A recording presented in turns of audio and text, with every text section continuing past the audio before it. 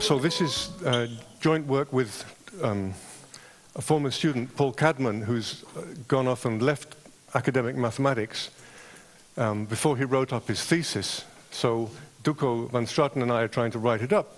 And we find that there are a lot of questions. So this talk is extremely incomplete. I don't have answers, but I hope I have some questions that you'll find interesting. It's about a very classical subject. Everybody knows the delta constant stratum, but I'll just remind you of a little bit. So we take an irreducible plane curve singularity defined by function f and a miniversal deformation with base c mu. Mu is the Milnor number. And we refer to the curve at parameter value u as f minus as c sub u. C sub u is f sub u inverse of 0. So I'm thinking of f sub u as capital F of x comma u the parameter. And we've got a discriminant in the base, which is the set of parameter values such that c sub u is singular. So it's a very well-known classical object from which Bernard taught us to look for invariants or to hunt them. And the first invariant is the delta invariant of the singularity, which you can compute algebraically by this very simple formula, the dimension of the quotient of the local ring of the normalization over the local ring of the curve itself. So the normalization may separate into several pieces, and this O, C bar, X bar may be a direct sum of contributions from different branches. And delta, although defined in this algebraic way, has a very nice deformation theoretic interpretation. It's the number of nodes which appear in a stable perturbation of the parametrization of the curve. So you deform it, and this funny singularity breaks up into delta nodes. Okay, then we define delta of the curve C sub u, which may have many singular points, to be the sum of all of these deltas. And so we define d of k to be the stratum in the base space where the delta, the total delta of the curve is greater than or equal to k. So our original curve, C sub 0, or C, had delta invariant, which we're just calling delta, for want of a better term. And so these numbers, k, varies between 0, if the curve is smooth, and delta, the original delta, which is the maximum possible, and that occurs along what's called the delta constant stratum. So that's a classical object, the delta constant stratum. The discriminant itself is d of 1. If there's one singular point, then its delta invariant is at least 1. And so the discriminant is one of these strata. I guess the word stratum really should be reserved for the complement of dk of minus dk plus 1 inside dk, but let me be a bit vague about that. And these are, for some reason, called the Severi strata. I think Severi worked on these objects. The question really is, how can we find them? I mean, it's all very well to define them, but it's not so easy to locate them. And that's the main aim, is to locate them and then look at some of their properties. So I'm going to assume now that C is irreducible, and that helps a lot. So delta in particular is mu over 2. Incidentally, perhaps I should say that each of the strata has dimension 1 less than the one before.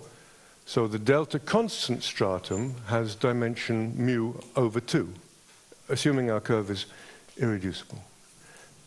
So how to find equations for them? Well, the way we've used is by means of the intersection form. So on the curve C sub u, there is a non-degenerate intersection form. This curve has only got one boundary component, and so the intersection form is non-degenerate. That is, for every homological cycle, there's another cycle which intersects it non-trivially. Of course, that's not true as soon as we have more than one boundary component, but that's why we're insisting that our curve should be irreducible. The curves, the cohomology of these curves form a vector bundle over the complement of the discriminant, where they've all got rank, this cohomology has always got rank mu. But inside the discriminant, we also get vector bundles over the right equivalence strata, where we're insisting that all the singularities are right equivalent, or even more generally, mu equivalent. So if we have mu constant deformations, we still get the same cohomology. Okay, and now we want to pull this cohomology back and make use of it on the base. And so we use a period mapping. That is, we choose a form, a one-form, holomorphic one-form on the total space of the deformation, and then restrict it to each of the curves. So it's a very simple procedure. On each curve, this holomorphic one-form on a holomorphic one-dimensional variety is closed, and so it defines a cohomology class. So we get, for almost effortlessly, a family of cohomology classes, and in other words, a section of this bundle. And this P omega is called period mapping, and we're going to use it now. So, oh, what's that? Okay, so now there's an important concept here, which is of non-degeneracy. If I pick a right equivalent stratum, then I'm interested in what the period mapping does, or rather its covariant derivative, does to the tangent space to the stratum. So if I map, remember the period mapping is a section of the bundle over this stratum, so the covariant derivative will map tangent vectors into the cohomology, into the bundle itself, and we would like this to be an isomorphism. And that's the definition of a non-degenerate period mapping, or the period mapping being non-degenerate on a stratum at a point u. And let me note that there's a relation between the tangent space to any of these strata and the module of logarithmic derivations. If S is the right equivalent stratum, then its tangent space is always either equal to or strictly contained in the what I call the logarithmic tangent space to the discriminant, which is defined to be the space of evaluations of logarithmic vector fields. So we take vector fields on the ambient space, which are tangent to the discriminant, and those things are automatically tangent to all of the natural geometrically defined strata inside the discriminant. In fact, this is a fundamental object in what we're going to talk about. Okay, in fact, one can prove that the logarithmic tangent space is the tangent space to the contact equivalent stratum through U. The stratum of points where all the singularities of the curve are defined isomorphically, deformed isomorphically, along which the singularities of the curve are deformed isomorphically. Okay.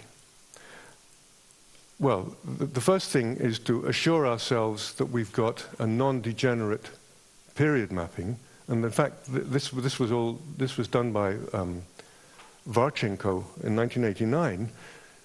If F is weighted homogeneous, that's the only cases where we've been able to compute anything, then you get a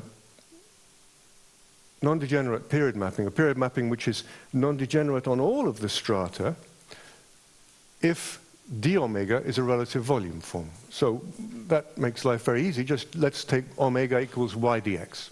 Okay, we've got two variables, x and y.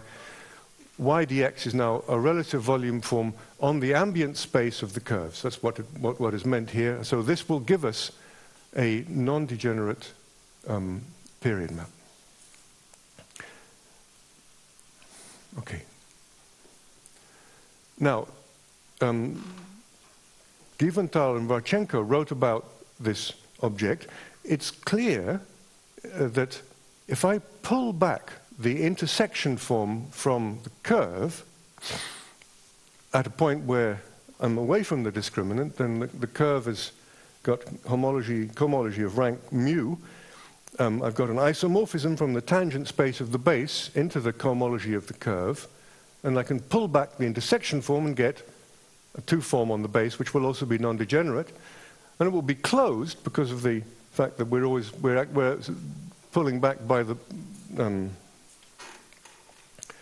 using the Gauss-Manin derivative, the covariant derivative. So we get a symplectic form on the base on the complement of the discriminant. Fortunately, again, it was shown a long time ago by Givental and Varchenko that if P omega is non-degenerate, then this form will extend to a symplectic form on the whole of the base space. So that's going to be one of the main objects that we're going to use. It's a little bit hard to get your hands on it, but it turns out that once you have got your hands on it, then all of the information about the Severi strata is immediately available. And I'll show you in a minute. And I say it's rather hard to get one's hands on it. It was computed in a number of cases in the book of Arnold Gusein-Zade and Varchenko, at least in the English edition. I'm not sure about the Russian. Then the form for E6 was incorrectly stated. So I don't know whether it's been correctly stated elsewhere, but Paul Cadman, the student, did find the correct version. And I'll show you how to prove, or how to at least, not to prove, I'm not going to show you how to prove it, but I'll show you some interesting phenomena which result from having what looks like the right form. So the first famous result in this is that the delta constant stratum is Lagrangian with respect to this pulled back, to this symplectic form. This was proved by Givental and Varchenko. And let me just remind you, a subspace or a symplectic vector space is isotropic if V is contained inside its annihilator. So V perp means the set of vectors such that when you pair them using the symplectic form with vectors of V, then you get 0. So that's the symplectic orthogonal complement. It's isotropic if V is contained inside its complement. It's co-isotropic if V contains its complement. Of course, this is very, very different from Euclidean geometry, and is Lagrangian if it's both. So if it's Lagrangian, the dimension must be half the dimension of the ambient space, and then we say that a submanifold of a symplectic manifold is isotropic or co-isotropic or Lagrangian if this is the case for all of its tangent spaces in the tangent space to the symplectic manifold. Okay, so that's the first statement, is that d delta is Lagrangian. In fact, we can easily extend this statement that all of the Severi strata are co-isotropic with respect to the symplectic form. And the argument is quite simple. First of all, that the dimension of dk, the codimension is exactly k, and so because the symplectic form is non-degenerate, then the symplectic orthogonal complement also has dimension k. So then we've got to find, what we then have to do is to find inside the tangent space to dk a subspace of dimension k which annihilates the tangent space to dk, and then we conclude that the complement is contained in dk. So the intersection form on the curve, C mu, passes to the quotient and defines the intersection pairing on the normalization. This is always the case. On the curve itself, on C mu, the intersection form may well be degenerate. On Cu. On the singular curve Cu, the intersection form will be degenerate. And indeed, the point about the Lagrangian nature of the delta constant stratum is that the intersection form on one of the curves over the delta constant stratum is actually exactly 0. When you normalize, you get a contractible disk, because we all know when you have delta constant deformation, then it's equisingular.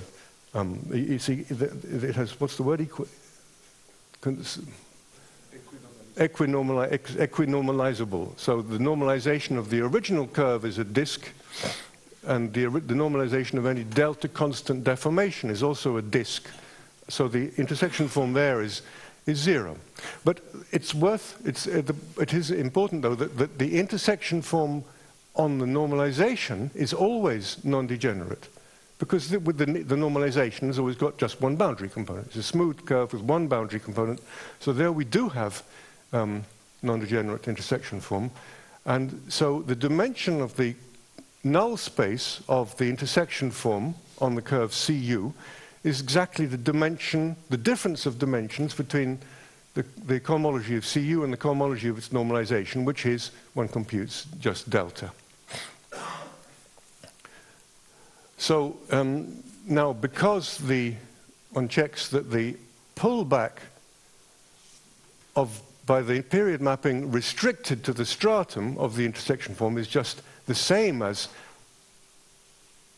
the restriction of the symplectic form. Remember, actually, the symplectic form initially is defined by extending something defined on the complement of D, but this extension coincides on the stratum itself. This was another result of Varchenko. Then it follows that the kernel of the symplectic form on the tangent space to the stratum is equal to the kernel of the pullback, and that's got the same dimension. Because the covariant derivative maps the tangent space isomorphically to the fibre, to the cohomology of the fibre over a smooth point, then the kernel has dimension k. The kernel of the form restricted to the tangent space has dimension k, because that's the same as the kernel of essentially the same as the kernel of the map from H1 of Cu to H1 of Cu bar. And so we've got this k-dimensional subspace which annihilates the tangent space to dk, and it's contained in the tangent space to dk. Since we know, coming back to the beginning, that the annihilator, the complement, omega orthogonal complement of the tangent space to dk has dimension k, then these two coincide, and so our orthogonal complement is contained in dk, and we have something isotropic, co-isotropic. So just to show to you that it can be calculated, here's the matrix of the form in the case of A6. So I don't expect you to draw very much from this. There's I suppose, an interesting pattern that you see along the anti-diagonal degree 0, and then as you go away from the anti-diagonal, the degree of the entries increases. Below the anti-diagonal, there's nothing. And this is the case for all examples when in the weighted homogeneous case. So this was calculated by Paul Cadman. It was quite a complicated calculation involving parametrization of the curve in a neighborhood of infinity. And I want to emphasize that there's no general closed formula. Such a formula may be available, but we certainly don't have one. So it's a question of doing a rather messy calculation on Maple.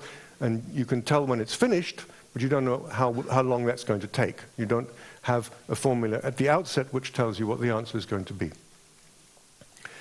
I'm interested in this whole structure, so I give here a toy example. So at a smooth point, at a general point on the delta constant stratum, or rather the stratum where delta is k, then, oh no, here this is the delta constant. Yes, D is simply a normal crossing of delta smooth sheets. And D of k, the Severi stratum, is the union of all of the k-tuple intersections of these sheets. So D of delta is the union of all of them. D of k is the union of the intersection. D of k is the intersection of some of them. And if we take coordinates rather arbitrarily, x1 to x delta, y1 to y delta, then we can choose them so that D, the discriminant, is the union of these delta sheets. D of k is the set of all, well, this will turn out to be, if you do the math, the union of all the k-tuple intersections of these sheets. And we can choose the logarithmic vector fields or we can choose a basis for the modular of logarithmic vector fields in a very simple form. x1 d by dx1, x2 d by dx2, down to x delta d by dx delta. All of those are tangent to d, but we've got another bunch of variables which don't intervene in the description of the stratum at all, and these we simply take the vector fields d by dy1 down to d by dy delta. And now one would like to guess what's the symplectic form here. I mean, this is imaginary, or rather we can certainly choose coordinates so that this is an accurate description up to now, but now we guess the form and we simply choose the standard Mond symplectic form, and it turns out that this exactly gives us the right answers, as we'll see. So, sorry, I haven't really told you yet what the answers that we expect to get from the form are, but I'll show you in a moment. So, we take the module of logarithmic derivations. This is well known to be a free divisor. This was one of the things that Saito began the theory of free divisors because he noticed these objects were free divisors. That means that it's a locally free module, the module of ambient vector fields tangent to the discriminant. It always has a basis consisting of mu generators. So let's choose a basis, and we let chi denote the matrix of coefficients with respect of the coefficients of the vector fields with respect to the basis d by du1, d by u mu of the vector fields on C mu. So we get a mu by mu matrix, and we know that the determinant of that matrix is actually an equation for the discriminant. That's very easy to see because at any point, let's take a smooth point on the discriminant, then the tangent space to the discriminant is of dimension mu minus 1. There are here mu vector fields, so their determinant must vanish. And, well, that's essentially the point. And omega, the matrix of coefficients of the symplectic form, we pulled back omega, the pullback by the period mapping of the intersection form. Omega, capital Omega, is the matrix of coefficients with respect to dui, the basis of two forms on our space. And we consider the following skew-symmetric matrix, chi t omega chi. So its ijth entry is simply the evaluation under this two form of the pair of vectors chi I, chi j. And this was the reason for considering this matrix in the first place, was that evidently, if, as Givental and Varchenko proved, the delta constant stratum is Lagrangian, since we know that the tangent space to the delta constant stratum at any point of the stratum will be precisely the evaluations of the logarithmic vector fields, then these entries should give us equations for the delta constant stratum. Or at least they should vanish on the delta constant stratum. It's not clear a priori that these vanish only on the delta constant stratum. But that was the point of departure for this piece of work. Yeah, they all vanish at points of d delta, since d delta is Lagrangian.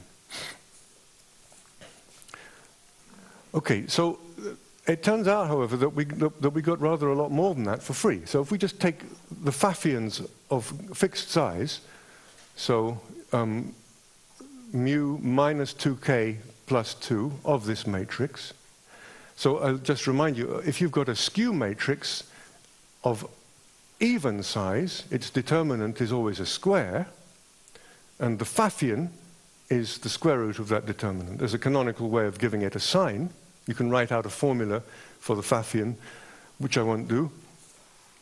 But anyway, we get an ideal of Pfaffians for each even number between 2 and mu. And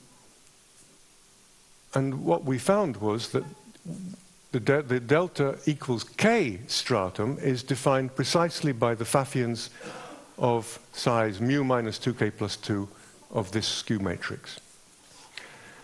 In particular, it is indeed the case that d delta is defined by the Pfaffians, the 2 by 2 Pfaffians of the skew matrix, but of course the 2 by 2 Pfaffians are just the same thing as the entries. Because each entry, so yeah, maybe let I just make this point clearer. A Pfaffian is something that you compute from a skew-symmetric matrix. So the only minors you're interested in when you take the skew-symmetric matrix are the symmetrically placed minors, the skew-symmetric ones, or they're often called the principal minors, and those are the ones whose Pfaffians you compute. So the principal for each entry in the matrix, in the skew matrix, is of course a companion entry on the other side of the diagonal, and along the diagonal we have the 2 zeros, so the Pfaffian of this 2 by 2 skew-symmetric matrix is just the entry in the bottom left. Okay, and D1, the discriminant, is, as we know, the variety, well, as we know, I say, it's the variety of the single mu by mu Pfaffian of this skew matrix. The reason that we know that this is D1 is because the matrix omega is non-singular, since we're talking about a non-degenerate 2 form, and we know that the determinant of the matrix chi is an equation for D. So the Pfaffian, the square root of the determinant of this product, is indeed the reduced equation for the discriminant. Okay, so the proof is not very hard. The rank of the intersection pairing on H1 of C mu is exactly the dimension of the cohomology of the normalization, and you do a little calculation and you find that that's mu minus twice the delta invariant of the curve. Because the covariant derivative of the period map is surjective, so this needs a little bit of checking, and in fact Varchenko proves this for some cases. Hertling later has proved it more generally, but let me not dwell on that. Because this period mapping has surjective derivative, then the rank of the intersection form is the same as the rank of the matrix. And this is mu minus 2 delta. So that's the size of the largest non-vanishing Pfaffian. And that's all you need. I mean, the rank of the matrix is the size of the largest non-vanishing Pfaffian. That's another point one should notice about the skew-symmetric matrix always has even rank. So you don't take fitting ideals or determinants, you take Pfaffians.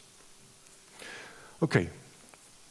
So let's now, we've got this funny matrix, omega chi omega, chi omega chi, and that's going to play, that's the central object really in the remainder of the talk. So let's just think about this.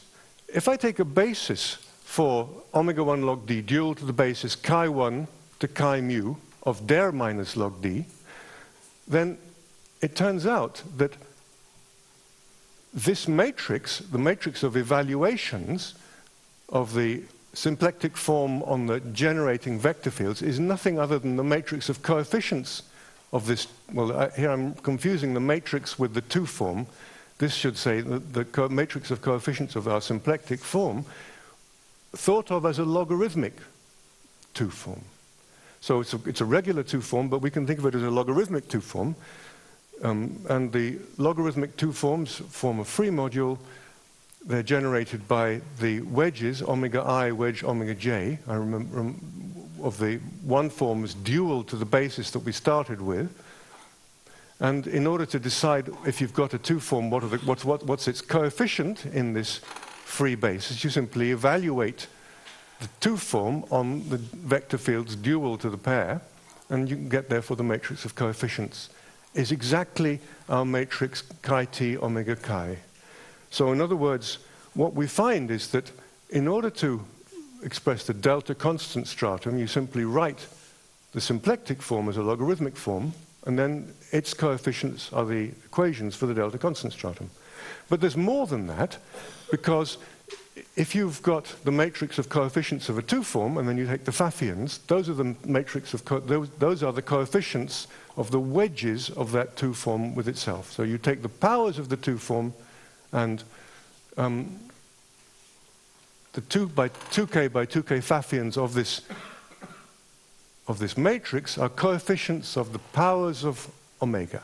So those are the coefficients, those are the equations for the Severi strata. So all the information about the Severi strata comes by simply writing the symplectic form as a logarithmic form and then taking its wedge powers.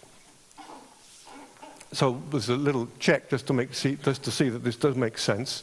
So when k is delta, which is mu over 2, there's just one Pfaffian of that size, which is the determinant itself, and up to multiplication by a unit, I should add. But then the wedge product of omega 1 with omega mu is just, as is well known, the generator of the module of the top logarithmic vector fields, which is just the volume form divided by the determinant. And we find, just by checking, that indeed the Pfaffian of this matrix, which is the determinant, wedged with omega 1 up to omega mu, is exactly up to a scalar, to a non-vanishing, up to a unit, the mu over 2 wedged power of the symplectic form. So with A6, you can write down these equations very easily. And in our toy example, the Pfaffians, well, I postulated the symplectic form in the standard Mond symplectic form, and indeed it works very nicely. The Pfaffians do give you precisely the ideal defining the Severi strata in this example. Okay, so there's a little bit more to say about this, and that is that there's a Poisson structure associated with any symplectic form, because the form determines an isomorphism from the between cotangent and tangent bundle, so it will convert a one form into a vector field. We take the one form omega and convert it into a vector field omega flat, and then we can define a pairing between functions. A paired with B is omega, the two form, on the pair of vector fields that we get. In fact, you don't need to do that. It's quicker if you notice that this is just, you write down the exterior derivative of A and B, and you multiply by the inverse of the matrix omega. Now, if you've got a submanifold of any symplectic manifold, then it's coisotropic if and only if the ideal of functions vanishing is Poisson closed. This is a very well-known statement and easy to prove.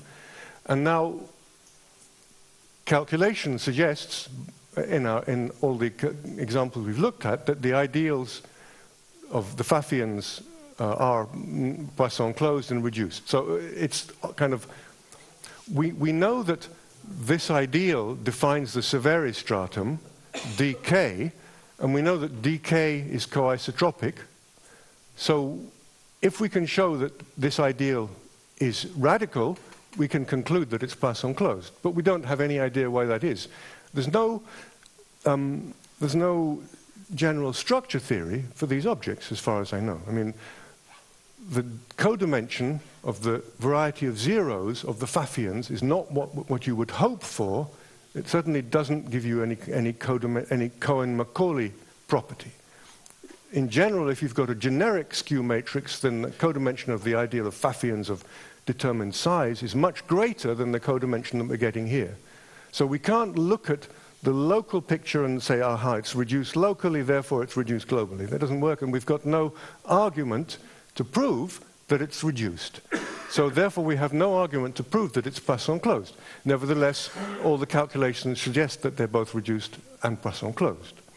So that's the first thing we don't know how to do. What it seems to me is that there must be some underlying algebraic principle which allows one to say something about the Poisson closedness, which we haven't been able to get our hands on. There's some algebraic link between the geometry of the discriminant and the intersection form on the curve, which we're not really understanding. And it's that link that might provide us with a proof of this, which sidesteps the topological proof. Okay, so we've checked this for a lot of examples, and it works. A couple of applications of these results. By finding the coefficient, by finding equations for the delta constant stratum, Paul Cadman was able to prove that in these two cases, it's Cohen-Macaulay.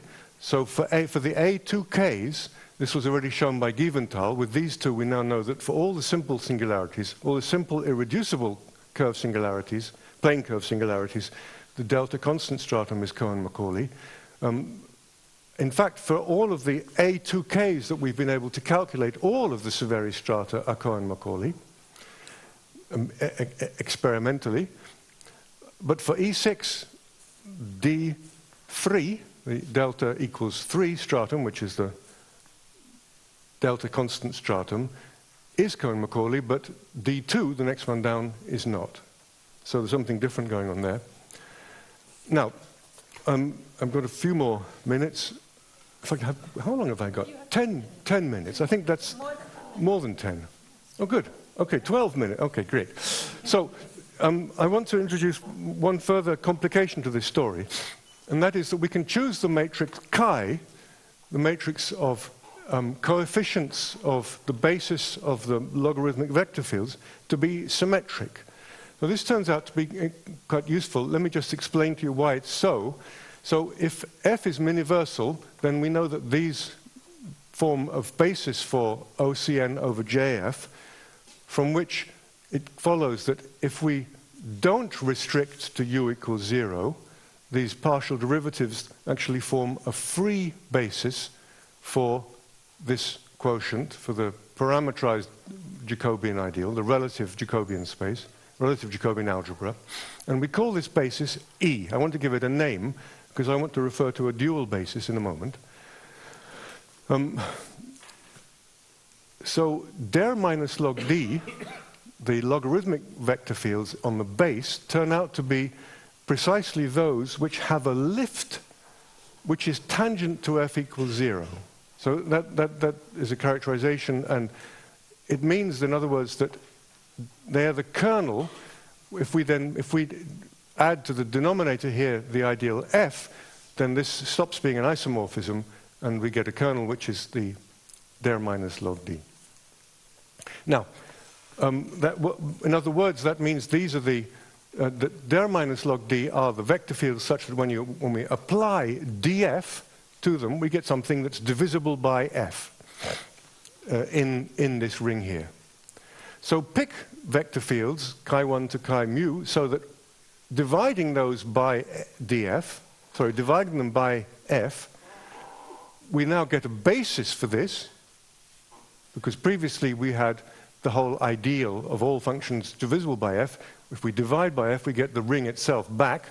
So this is a basis for the ring, but I want this basis to be dual to the basis that I started with, namely this one. And dual means dual with respect to the Gorenstein, or the residue pairing, on O sigma f. So O sigma f is a Gorenstein ring free over OC mu, and it's well known there's always a perfect pairing, which comes from the fact that the ring, that the modular homomorphisms from O sigma f to OC mu is, as an O sigma f module, isomorphic to O sigma f itself. This is the sort of fundamental Gorenstein property. And you choose a generator, psi, and you get a perfect pairing on O sigma f, where you send gh to psi of gh. So this gives us a notion of a dual basis. The dual basis should be pairs ei, check ei, check ej, whose pairing is delta ij. And these are useful because, of course, you can use them to write down coefficients. So our matrix, with respect to the bases E hat in the E check in the source and the E in the target, is just the matrix of multiplication by f, this matrix of coefficients. And the coefficient of df dui in the expression of f times the jth member of the dual basis in the basis E, that is the basis of df dui's, is just found by using the pairing, which is just applying psi to the product. But of course we can rearrange the product So that's the same as the coefficient of df d mu duj in the expression of f times dual basis gi. So that means that I can interchange I and j, and so my matrix is symmetric. Now, the advantage of the symmetry is that we can then write chi omega chi in place of chi transpose omega chi. And this object starts to become more interesting. In particular, well, the first thing to notice is, sorry, this I'm going to go off on a bit of a sidetrack here. I want to show that this matrix chi omega chi has got somehow, which is this matrix is lurking in the middle of everything. Its Pfaffians were giving us the Severi strata, but it turns out to have some other rather curious properties. So the first one is to notice this, that because I've got a perfect pairing between omega 1 log d and der log d, these two are just mutually dual in the ordinary sense that one is the Homs of the other into OC mu. They obviously pair together. There's the Gorenstein pairing on O sigma f to OC mu, and I can harness them together with this isomorphism to give an isomorphism from omega 1 log d to theta c mu, to the vector fields on c mu. And this is defined by saying that we want phi of a logarithmic one-form omega, which is a vector field. When I evaluate df on it and pair it with any other, I get omega of v. So this is for all v in der minus log d. So this one of these implicit definitions of a mapping which are a bit hard to stomach, but it does define this mapping in a canonical way. And one then checks that phi converts the basis omega I of the logarithmic one forms into the generators of theta c mu in a straightforward way. So the point is that once you've chosen the basis for the vector fields on C mu, there's a unique there's a unique set of generators for the logarithmic vector fields which give you a symmetric matrix. And we're exploiting this uniqueness here. One can also show that if we apply this isomorphism to the submodule of omega 1 log d consisting of regular differential forms with no pole, then we get just the logarithmic vector fields, the submodule of theta cu, of vector fields tangent to the discriminant. Now, well, the curious property of the matrix that I want to refer to is that if I apply the map phi to the column of this matrix, then I get a vector field. In fact, the jth column of this matrix is simply the coefficients of the one form that I get by contracting omega with the vector field chi j. And I then, if I want to write that one form with respect to the basis omega 1 to omega mu of omega 1 log d, the coefficients are exactly the column. So I can think of the elements in this column as one forms, and now I apply the double duality isomorphism, and that turns these one forms into vector fields.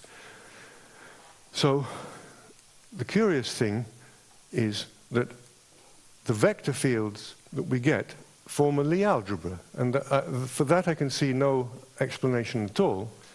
This is something that people with time to spare, one can calculate it. I mean, you just calculate the examples and you find that when you take the Lie bracket, and it's indeed liftable in terms of these generators. So this property has been checked for all of the examples when we can do any calculations. I just mentioned that this property of being a Lie subalgebra seems to be rather delicate. It certainly depends on the symmetry of our basis. It depends very strongly on the choice of symplectic form. If we alter the symplectic form by in any extent at all, then we lose this Lie algebra property.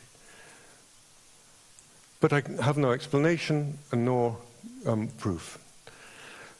Okay, so let me skip the last thing. I want to, oh sorry, there should be a pause here, but look, just don't look at the horrible diagram at the bottom, just look at there's a short exact sequence at the top.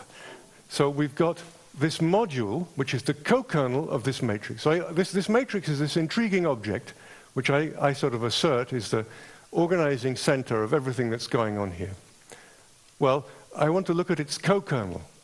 It turns out that this is a maximal Cohen-Macaulay module over OD of rank 2, and that it fits into a short exact sequence of maximal Cohen-Macaulay modules, O sigma 0f mapping to M omega mapping to O sigma 0f. And one constructs this by this not very complicated procedure. I don't expect you want to check what's going on here, but we use the matrix chi, we use the matrix chi, omega chi, and here's our M sub omega. And we have a short exact sequence. One can easily check what this is. Now, a short exact sequence in which you have a maximal Cohen-Macaulay module and some other module in the middle is a deformation of this maximal Cohen-Macaulay module. The deformation theory of maximal Cohen-Macaulay modules focuses on exactly these objects, and the deformation space, the space of infinitesimal deformations of a maximal Cohen-Macaulay module, is just x1 of the module with respect to itself. Here we have an example of this x1. And I just end by pointing out that although we've made choices when we constructed this object, the matrix of coefficients chi, the basis for the coefficients, the coordinates on the base space of our deformation are choices. In fact, we can make this object in a completely coordinate-free way using the double duality isomorphism, which is canonical, since it depends on the Gorenstein pairing, which is, again, canonical, or with a little bit of care can be chosen canonically.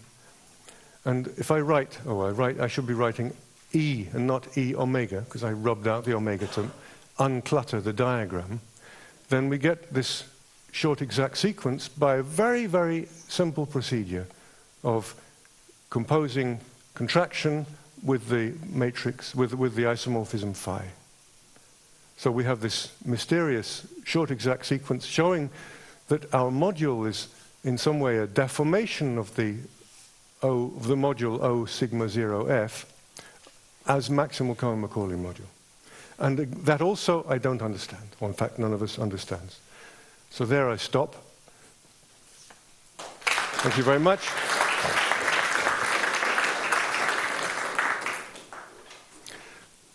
Thank you. Any questions or comments? So you have this kind of multiplicity computation or anything? Wait. So this kind of questions about the Schenker and Mauri or what they try to understand in that the multiplicities of the structure of the strata is a missing in that direction. Yes, Paul Cadman did some calculations exactly using that. Yeah, and we hope to do some more. But we haven't harvested any of these consequences yet. That's the trouble. The problem is that Paul went off and stopped doing mathematics, so he's writing software instead. Yeah. Anybody else? Seems like everybody's happy. Okay, it's time for dinner. Go on and have dinner.